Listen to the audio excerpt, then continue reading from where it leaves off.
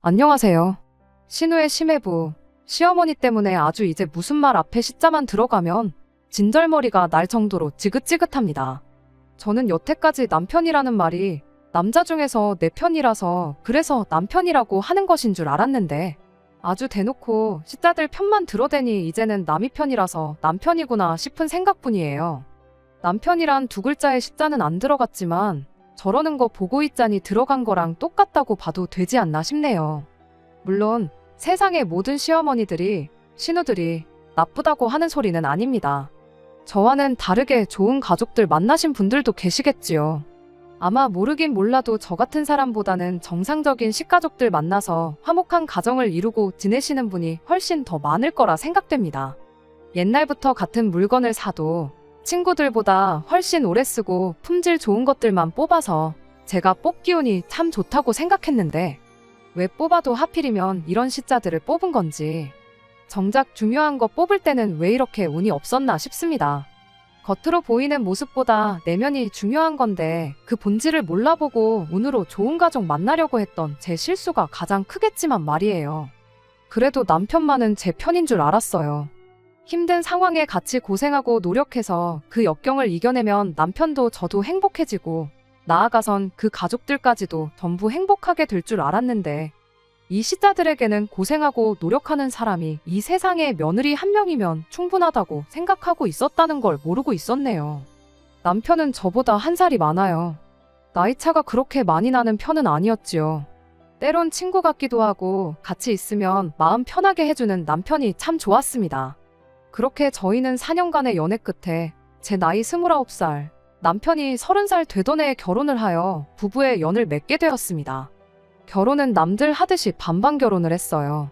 몇 년 하지는 않았지만 그간 직장 생활하면서 모아놓은 돈에 대출 1억 끼고 양가 부모님 도움 하나 받지 않고 신혼살림을 차렸고요. 저희 살고 있는 지역이 서울과 비교했을 때 집값이 많이 저렴한 편이기는 해요. 그런데 그만큼 일자리도 많이 없는 편이지요. 저나 남편이나 월급 넉넉히 챙겨주는 그런 좋은 회사가 아니라 그냥 어느 동네에나 하나 있을 법한 중소기업 다니면서 한 달에 300이 조금 모자란 월급 받으며 일하고 있었습니다. 그냥 저희 또래에서 평균이거나 평균 아래인 월급 받는 직장인이었지만 그래도 저희들은 꿈이 있었어요. 맞벌이하면 그래도 꽤나 큰 돈이니만큼 최대한 아끼고 허리띠 졸라매서 일단 대출부터 갚겠다는 생각이었지요. 시간이 지나면 연봉도 조금이나마 따라서 오를 테니 그렇게 또 몇 년 열심히 아끼고 모으고 고생하면서 교외 지역에 건물 하나 올려서 2층은 주거 공간처럼 쓰고 1층은 분위기 좋게 꾸며서 소소하게 커피도 팔고 음식도 팔고 하면서 장사하면서 먹고 사는 그런 꿈이었지요. 사실 정확하게 얼마가 필요한지 그런 건 알아본 적도 없어요. 단순히 남편하고 교외 지역으로 데이트를 나가면 주변에 사람 사는 동네가 없어 보이는데도 장사하는 카페나 식당들이 몇 개 있잖아요.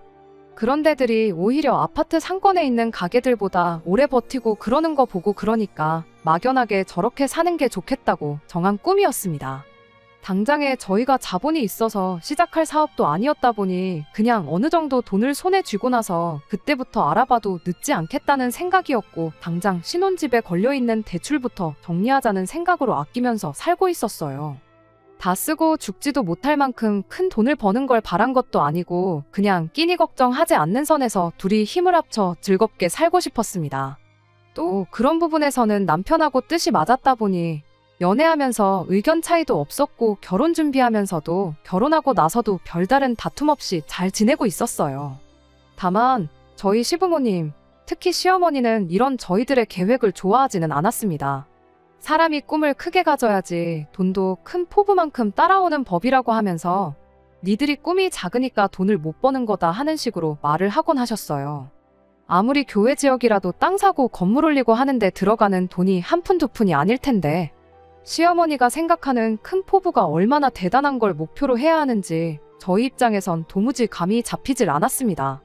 시어머니는 늘 세상에 돈만한 게 없다고 돈돈거리며 모든 걸 돈에 연관지어서 말하는 돈 타령을 하시는 그런 분이셨어요.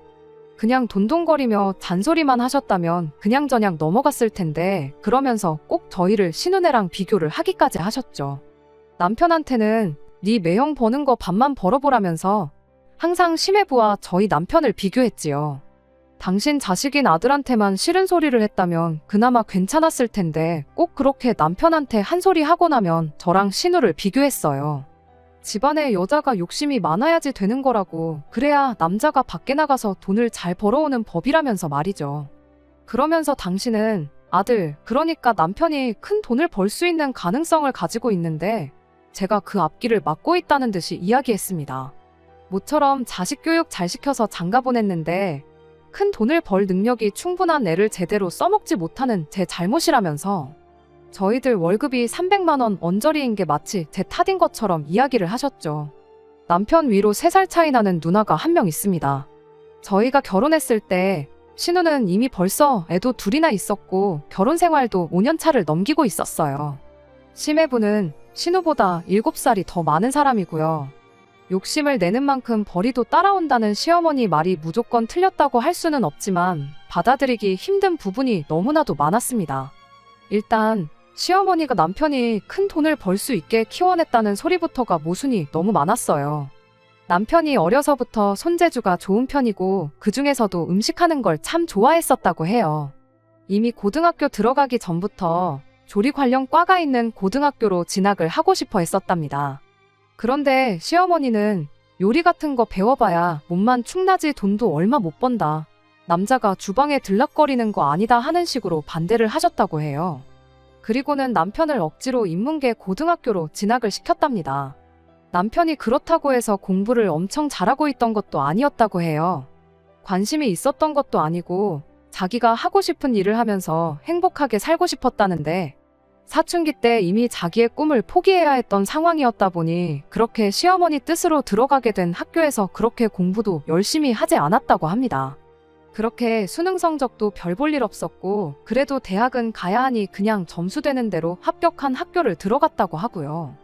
그렇게 취직도 그냥 집 근처에 있는 평범한 중소기업에 들어가게 되었던 겁니다. 물론 남편이 무조건 잘했고 시어머니가 잘못했다는 건 아니에요. 정말 뜻이 있고 꿈이 있었다면 어떻게든 대학교를 관련 학과를 간다던가 아니면 대학 졸업을 하고서라도 시작을 해야 했었던가 했던 게 100번 맞지만 그때까지는 저도 남편과 똑같이 남편 벌이가 이렇게 된 데에는 시어머니 잘못이 가장 크다고 여기고 있었습니다. 아무튼 남편 스펙 자체만 두고 봐도 수많은 회사 중 가장 조건이 좋은 곳을 골라서 들어갈 만큼 좋은 게 아니라 써준다는 회사를 찾아서 가야 할 만큼 별 볼 일이 없었는데 남편의 능력을 써먹지 못한다는 말부터가 저한테 해야 할 말은 아니다 싶었습니다. 그리고 신우랑 저를 비교하는 것 또한 말이 안 되는 소리였어요. 심해분의 집이 조금 사는 집이에요. 심해부가 어릴 적에 온 가족이 미국으로 이민을 갔고 거기서 시작한 사업이 조금 잘 풀리면서 아예 그쪽에 자리를 잡게 되었다고 해요. 남편이 지나가는 말로 설명해줬던 거라 하나부터 10까지 속속들이 사정을 아는 건 아니지만 듣자 하니 당장 사업을 접어도 벌어놓은 돈으로 평생 먹고 사는데 지장 없을 만큼 성공을 했다고 들었어요. 심해부는 딱히 하는 일 없이 미국에서 부모님 사업을 돕고 지냈다고 하는데 휴가차 한국에 놀러 나왔다가 그때 처음 신우를 만나게 되었고 그렇게 두 사람이 인연을 이어오다가 결국엔 결혼까지 하게 되었다고 합니다. 둘이 결혼하고 나서는 신우가 심해부 따라서 미국으로 들어가 살게 되었던 거고요. 그러면서 심해부 쪽 집에서 심해부한테 가장 노릇 제대로 하고 살라면서 가게를 하나 차려줬다고 해요. 그런데 또 집이 돈복이 있는 건지 그렇게 차려준 가게가 또 장사가 잘 돼서 돈을 꽤나 벌고 있는 걸로 알고 있었습니다.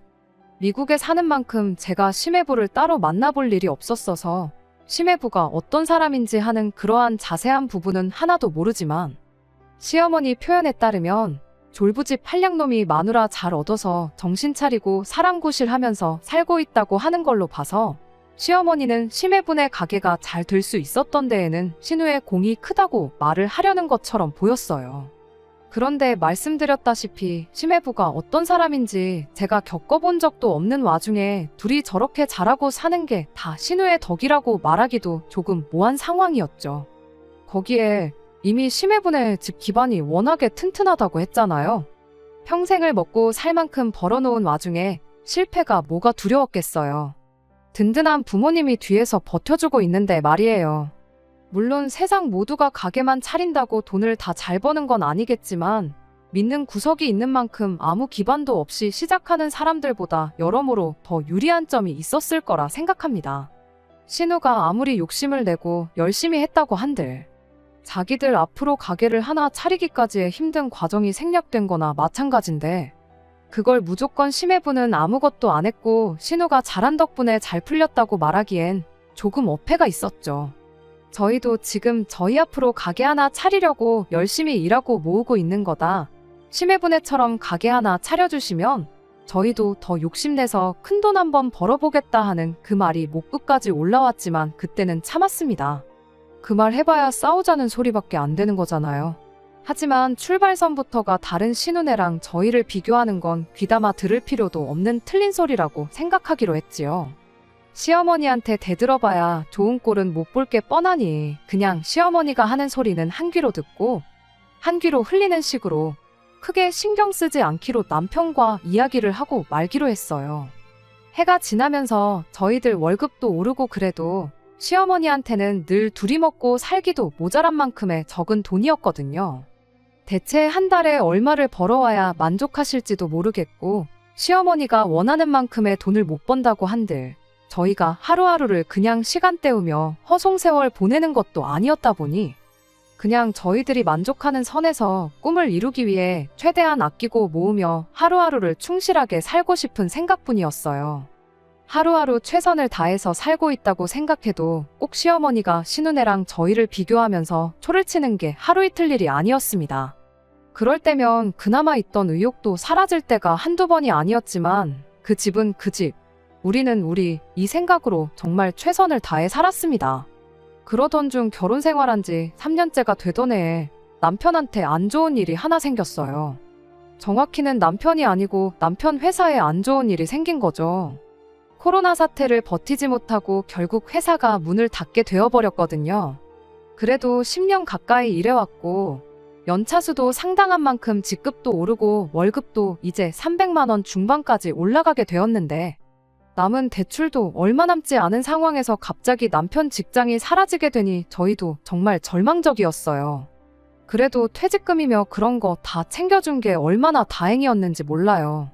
그걸로 일단 남은 대출을 전부 상환하게 되었고 얼마 안 되는 제 월급이나마 외벌 이생활하면서 한 달 한 달 버티고 있었습니다.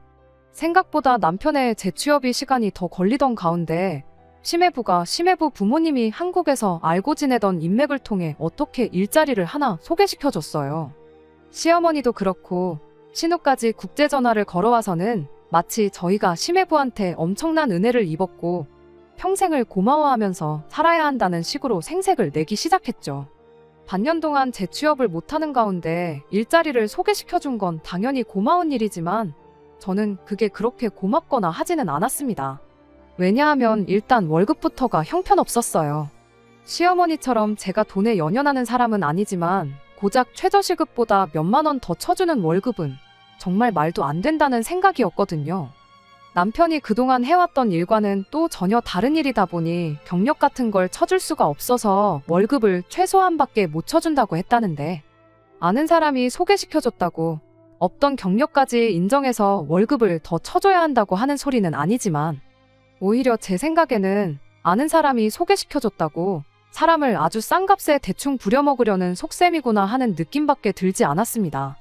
굳이 해본 적도 없는 일을 최저시급 받으면서 할 바엔 차라리 좀 더 시간을 두고 그간 일해온 경력을 살릴 수 있는 일을 찾거나 아니면 저희가 가게를 하나 차릴 생각이 있으니 똑같이 적은 돈 받을 거면 그때를 대비해 비슷한 가게에 일자리를 구해서 돈을 버는 게 더 낫지 않나 싶었어요. 그럼 적어도 가게가 어떤 식으로 돌아가는지 정도는 안 가르쳐줘도 눈칫밥으로 배울 수 있는 거 아니겠나요? 똑같이 200만 원 받을 거면 차라리 저희들 앞길에 도움이 되는 일을 하는 게 좋겠다는 생각이었어요. 하지만 남편은 끝까지 심해부가 소개해준 그 회사를 들어가겠다고 고집을 부리기 시작했습니다. 저한테 말은 안 했지만 심해부 말이 연차수가 어느 정도 쌓이면 자기 노력여하에 따라서 월급을 400, 500은 받아갈 수 있는 그런 회사라는 이야기를 했다는 겁니다. 받아갈 수 있다는 건 아닐 수도 있다는 이야기지 않냐고 했더니 그래도 매형이 다 뜻이 있으니 그 회사에 나를 꽂아준 것 아니겠냐며 끝까지 제 말보다는 심해부의 말을 맹신하기 시작했어요. 가게에서 일하면 제 말대로 그쪽 업계가 어떻게 돌아가는지는 배울 수가 있지만 돈이 오르는 속도가 다르지 않냐며. 먹는 장사는 일주일만 배워도 누구나 할 수 있는 거라고, 그건 그때 가서 배우는 게 낫다고 고집을 부려댔습니다. 그렇게 제 연봉 5천에 남편 3천에서 1년에 8천만 원 가지고 다시 살림을 꾸려나가야 했습니다. 그때까지는 줄어든 만큼 더 아끼고 살면 되는 거 아니냐는 생각이었고, 남편이 말했던 대로 시간 지나면 거기서 받는 돈도 올라갈 테니 그냥 결혼 생활 처음 시작했을 때로 돌아갔다 그렇게 생각하기로 했어요. 그때도 살았는데 달에 버는 돈 줄었다고 해서 저랑 남편 사이에 무슨 문제나 생기겠나 그런 생각이었습니다. 그런데 문제는 그렇게 남편이 다시 일을 시작하고 2년이 더 지나 올해가 되었는데도 남편 월급이 그렇게 크게 오르지 않았다는 게 문제였죠.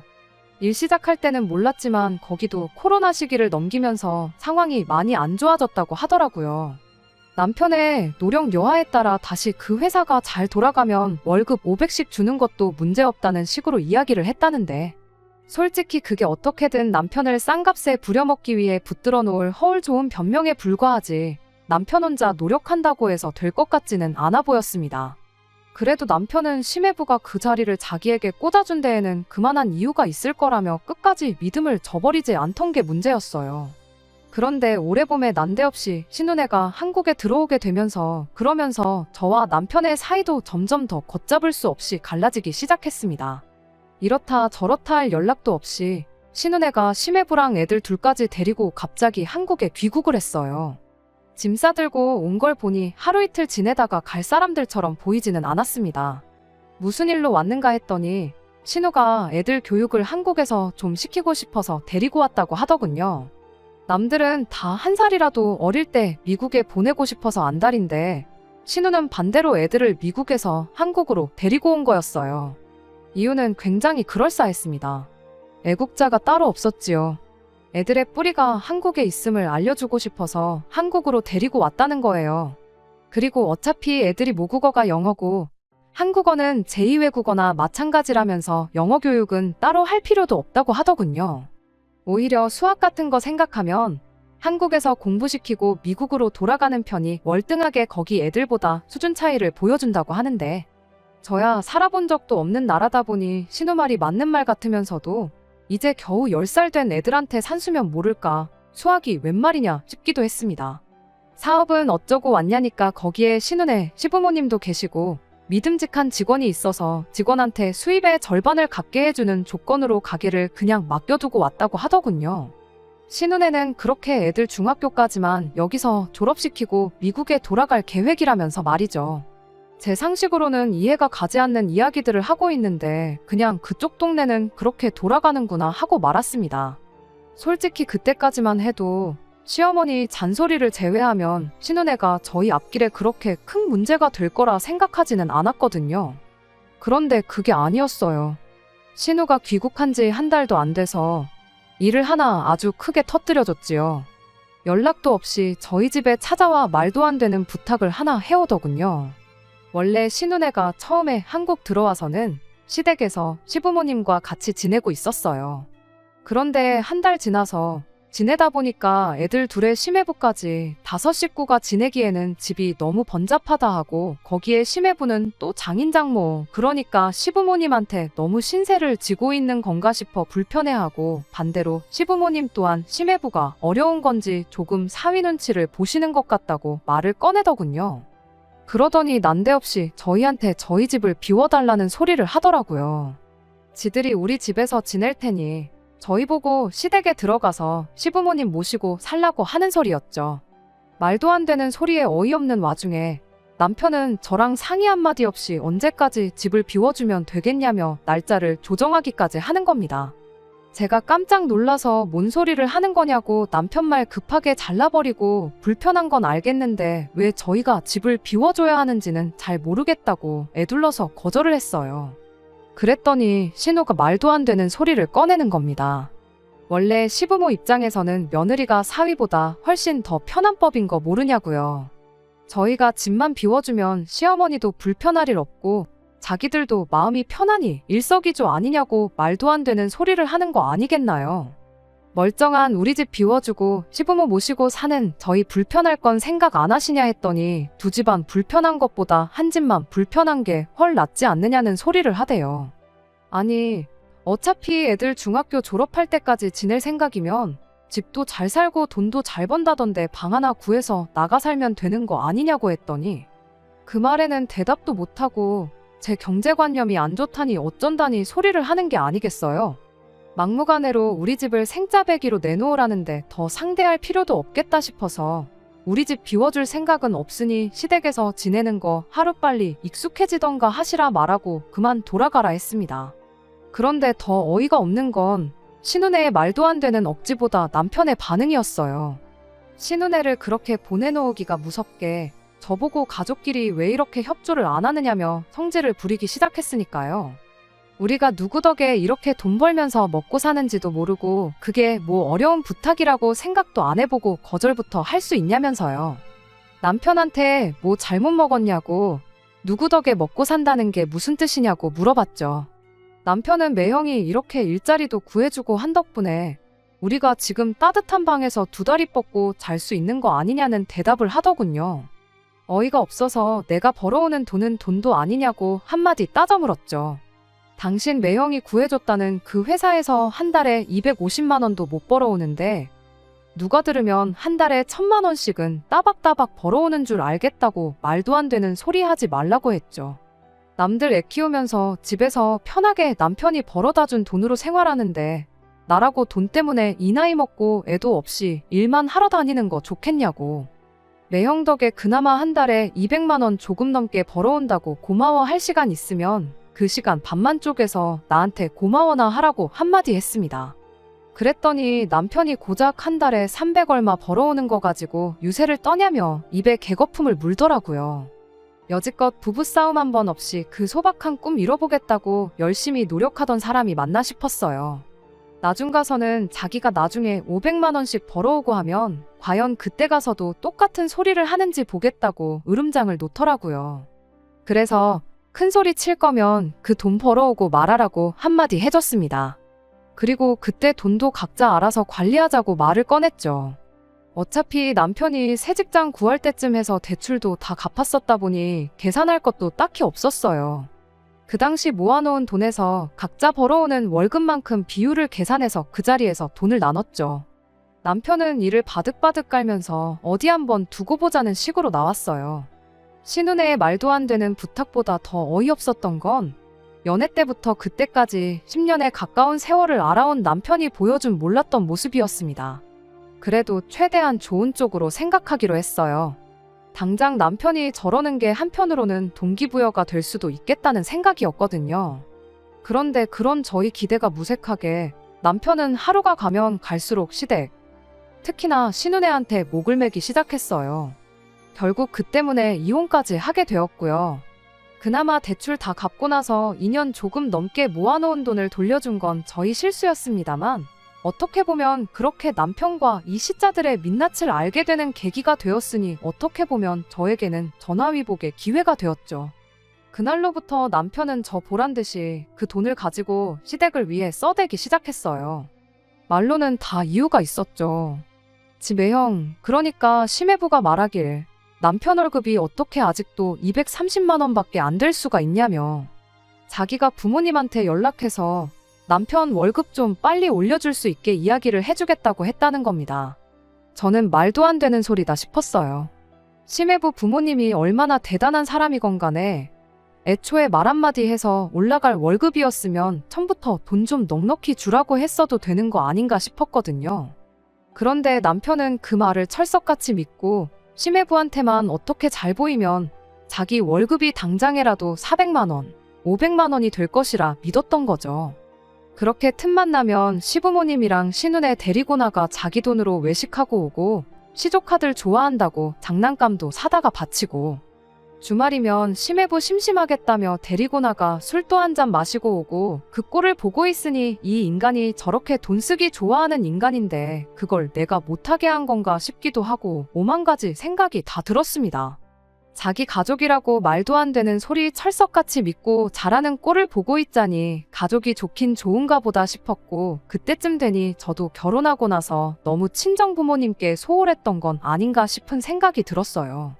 그래서 저도 이렇게 돈만 모으고 있을 게 아니라 친정 부모님 모시고 어디 가까운데 여행이나 한번 다녀오면 참 좋겠다는 생각이었습니다. 겸사겸사 기분 전환도 하고, 그렇게 같이 여행 가서 기회가 닿으면 남편하고 허심탄회하게 이야기 한번 나누고, 된다면 화해도 하고 묵은 감정도 해소하고 그럴 생각이었지요. 그런데 친정 부모님 모시고 한번 여행이나 다녀오자는 말을 꺼내기가 무섭게 남편은 대번에 싫다고 거절을 하더군요. 그때 신우가 저희 집 찾아와서 집 비워달라고 했을 때 꺼낸 말을 그대로 읊으면서 말이죠. 사위 입장에서 장인 장모님하고 있는 게 얼마나 불편한지 아냐면서 싫다고 하고, 장인 장모님도 자기가 느끼기에 괜히 자기 눈치를 보시는 것 같다고, 괜히 여러 사람 불편할 일이 뭐가 있냐면서 여행은 같이 가고 싶지 않다고 하더라고요. 거기서 끝난 게 아니라 난데없이 또 딴소리를 꺼내기 시작했어요.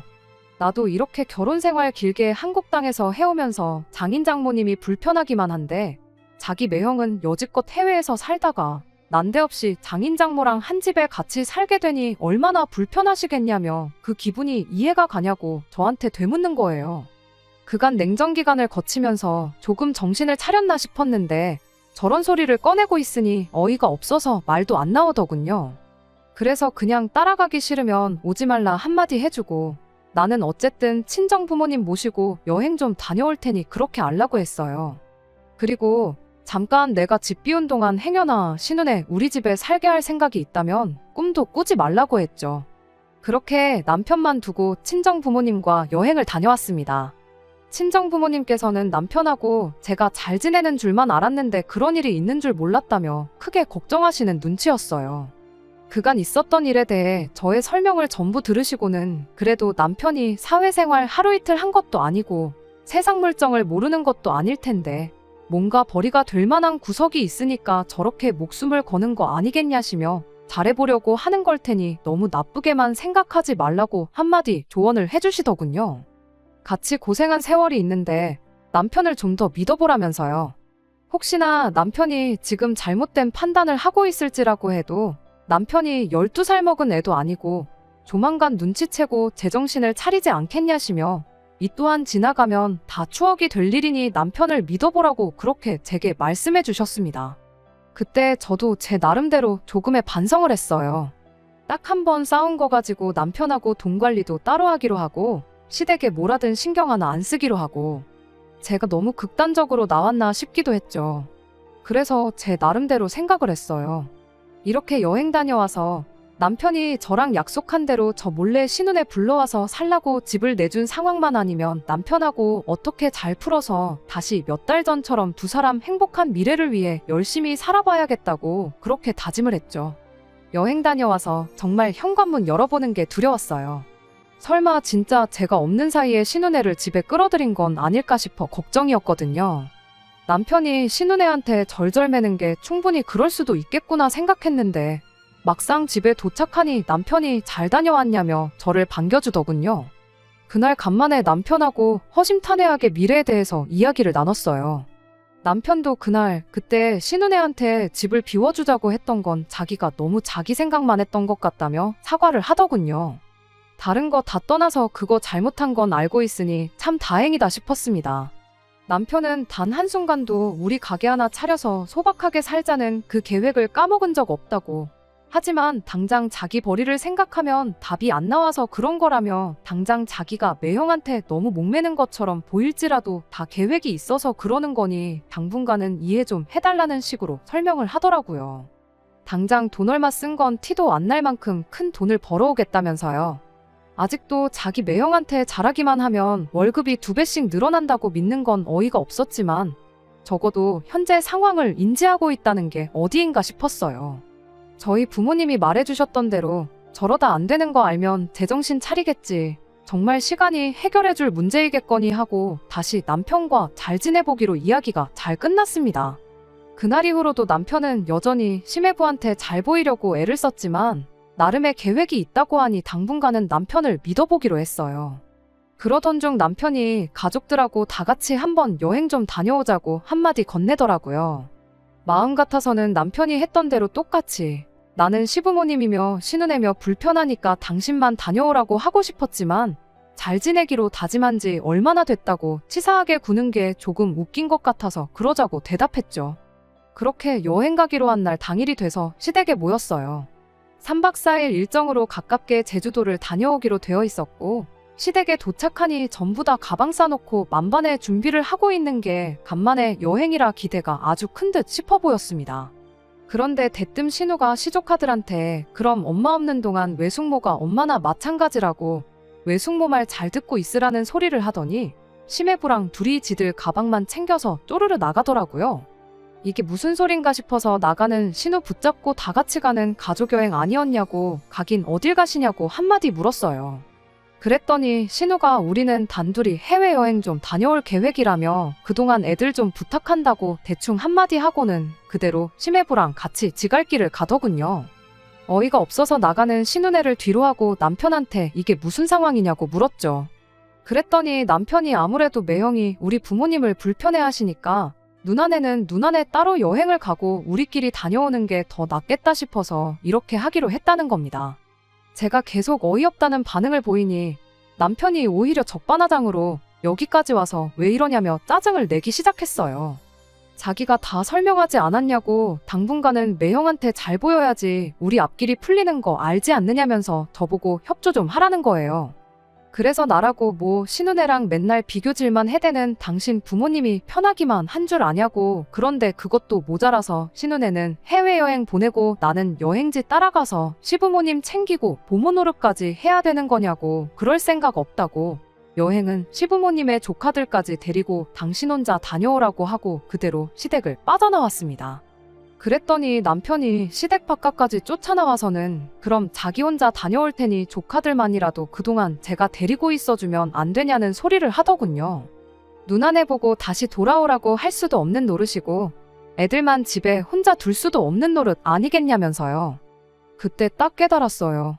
저한테는 남편이 신우네한테 절절매는 꼴을 볼 만큼의 인내심이 남아있지 않다는 것 그리고 남편한테는 자기가 신우네한테 하듯이 저 또한 똑같이 신우네한테 알아서 기어야 하는 사람 중 하나일 뿐 그 이상도 그 이하도 아니란 것을 말이죠. 암만 자기 장래가 걸려있다지만 제가 희생해야 하는 건 당연한 거고 그 과정에 저랑은 그 어떤 상의도 필요하지 않다고 생각하는 사람하고 앞으로 어떤 미래를 기대해도 제가 생각한 그 미래와는 전혀 다른 결과물밖에 없겠구나 하는 심정이었죠. 그래서 그 길로 다시 남편 데리고 시댁으로 쳐들어가서 시부모님 보는 앞에서 이혼하겠다고 당당하게 한마디 던져줬어요. 그러면서 시어머니한테도 한마디 했습니다. 어머님 말대로 저도 돈 욕심 좀 부려보려고 했더니 남편이라는 작자가 어떻게 돈 벌어올 생각은 안 하고 지 누나한테 퍼줄 생각밖에 없어 보여서 못 살겠다고요. 아무래도 신우 욕심이 제 욕심보다 강해서 동생 돈까지 자기 돈으로 만들고 싶은가 본데 제가 신우 욕심을 이겨먹을 깜냥은 안 되는 것 같고 대신 아드님 돌려드릴 테니 아드님 돈까지 보태서 어머님 사위 부자 만들어주고 어머님 아버님은 그 돈으로 호강하시라 말하고 그렇게 이혼 선언하고 집에 돌아왔습니다. 그 와중에 시조카 어떻게든 챙겨서 여행 다녀올 생각은 없었는지 남편은 그날로 여행을 취소해버리고 몇 시간 지나지 않아서 집으로 따라 들어왔어요. 지 누나한테 죽어도 애들은 데려가라는 연락이 하고 싶지는 않았는지 기어이 가족여행 취소해버리고 조카들 시부모님한테 떠넘기고 온 남편 모습을 보니 이혼 선언을 해도 100번 잘했구나 싶은 마음뿐이었습니다. 남편한테 다른 거 다 필요 없으니 이 집값의 절반만 나한테 돌려달라고 했어요. 그것만 해주면 이 집에서 시부모를 모시고 살든 신우네를 데리고 살든 아예 신우한테 집을 양보해주던 나는 아무 상관도 안 하겠다고요. 남편은 그 와중에도 누나네 살게 할 집은 지켜야겠다고 생각한 건지 어떻게 시부모님한테 돈까지 빌려다가 재산분할을 해줬어요. 그렇게 4주간의 숙려기간을 가진 끝에 저희는 결국 이혼을 하게 되었습니다. 이혼 신고하러 가는 그날까지 저보고 땅을 치고 후회하지 말라며 조금만 더 있으면 한 달에 500만 원씩 벌어올 텐데 그걸 못 기다리고 이혼을 선택한 네 잘못이라며 으름장을 놓던 인간이었는데 얼마 전 저희 친정까지 찾아와서 저와 저희 부모님 앞에 무릎까지 꿇으며 저랑 다시 시작하고 싶다고 싹싹 비는 일이 있었습니다. 알고 보니 신우네가 사실 애들 교육 때문에 한국에 들어온 게 아니었대요. 심해분의 부모님이 신우네한테 차려준 가게가 잘 되던 건 사실이었는데 그렇게 번 돈을 가지고 신우랑 심해부가 둘이서 카지노를 들락거렸다고 하더라고요. 그렇게 가게로 번 돈은 물론이고 빚까지 져가면서 도박을 해대다가 신우네 시댁에서 가게도 도로 가져가 버리고 금전적인 지원도 다 끊어버렸다는 거예요. 그렇게 미국에서 빚 때문에 주변 사람들한테 이리 치이고 저리 치이다가 아예 가족들이 전부 한국으로 도망을 나왔던 거였고요. 심해부한테 잘 보이면 한 달에 500만 원 버는 건 일도 아니라더니 심해부도 일자리를 찾다 못 구해서 결국 같은 회사에서 둘이 250만 원도 안 되는 돈 받으면서 일하고 있다고 합니다. 뭐 두 남자가 같이 벌어서 500이니 어떻게 보면 틀린 말은 아니지 않냐고, 원하던 대로 된 건데 나랑 다시 시작할 이유가 뭐가 있냐고 시원하게 거절 한마디 해주고 친정집에서 남편을 쫓아냈습니다. 조강지쳐버리고 가족들을 선택한 인간의 최후가 그런 꼴이라니 어떻게 보면 당연한 일 아닌가 싶어요. 남편을 못 믿어준 제가 너무했나 싶을 때도 있었지만 믿었다면 아마 제 남은 인생 평생을 시댁 종노릇하며 살아야 하지 않았을까 생각하면 이렇게 이혼하게 된 게 정말 다행일 수가 없습니다. 남편이 지 가족들 챙기듯이 저도 제 가족 챙기면서 그렇게 살아야겠어요. 보란듯이 잘 살아서 남편이 평생을 두고 후회하게 만들어주고 싶은 마음뿐입니다. 끝까지 들어주셔서 감사합니다. 오늘의 사연은 여기까지입니다. 구독과 좋아요, 알람 설정 부탁드리고 더 좋은 사연으로 다시 찾아뵙겠습니다. 감사합니다.